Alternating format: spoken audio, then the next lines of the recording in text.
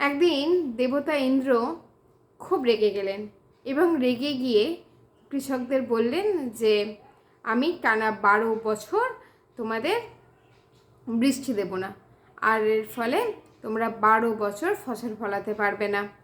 এই বলে তিনি চলে গেলেন। এবং এই শুনে তো কৃষকরা ভেঙে পড়লেন যে 12 বছর যদি চাষ না করে তখন কি হবে। এই ভেবে খুব কাকুতি মিনতি করতে শুরু করলেন। তখন ইন্দ্রদেবতা বললেন যে ঠিক আছে, যদি শিব ঠাকুর তোমাদের প্রার্থনায় তার ডুমরু বাজায় তাহলে তোমরা সেই দিন থেকে বৃষ্টি পাবে।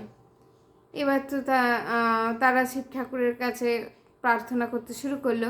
এইদিকে ইন্দ্রদেব কী করলো, টুক করে শিব ঠাকুরের কাছে গিয়ে বলল যে 12 বছর যেন শিব ঠাকুরও ডুমরু না বাজায় সেই জায়গা তৈরি করে এলো।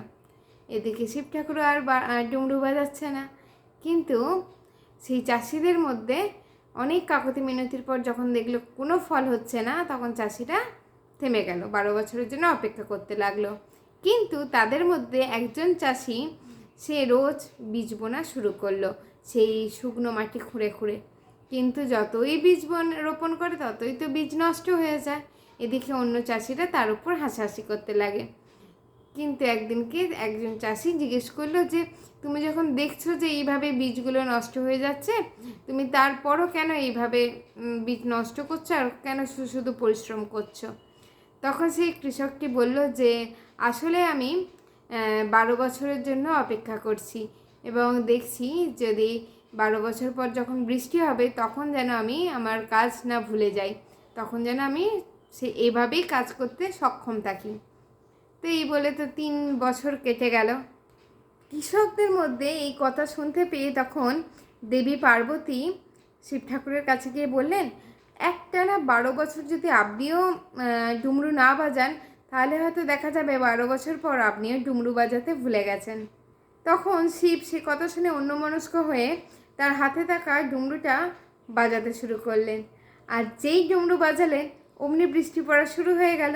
আর যে কৃষক আগে থাকতে বীজ বুনে মাটি তৈরি করে রেখেছিল সেই জমিতে সঙ্গে সঙ্গে শস্য উৎপাদন করা শুরু হয়ে গেল।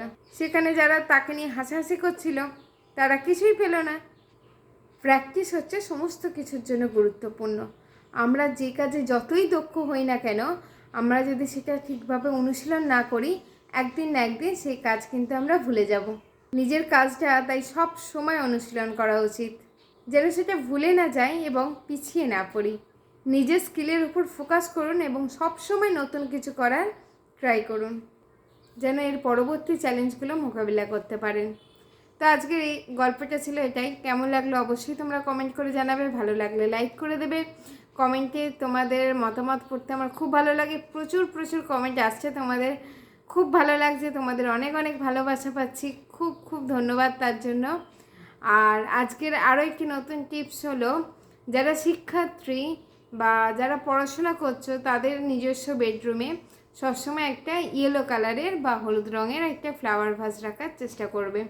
আর একই জিনিস মেনটেন করবে, ফ্লাওয়ার ভাসে যেন কখনো শুকনো ফুল না থাকে বা বেডরুমের ফ্লাওয়ার ভাসে যেন কখনো রঙিন কৃত্রিম ফুল না থাকে। তুমি তাজা ফুল নিয়ে এসো এবং ফুল শুকিয়ে গেলে ইমিডিয়েট তাকে ফেলে দাও। শুকনো ফুল যেন ঘরে না থাকে, তাজা ফুল সবসময় ঘরে রাখতে পারো, ঘরের পরিবেশ কিন্তু খুব সুন্দর তৈরি করে। তো আজকের গল্পটা ছিল এটাই। কেমন লাগলো অবশ্যই কমেন্ট করে জানিও। খুব তাড়াতাড়ি আসবো নতুন গল্প নিয়ে। ততক্ষণে চলো, ভালো থাকবে, সুস্থ থাকবে, সাবধানে থাকবে। টাটা।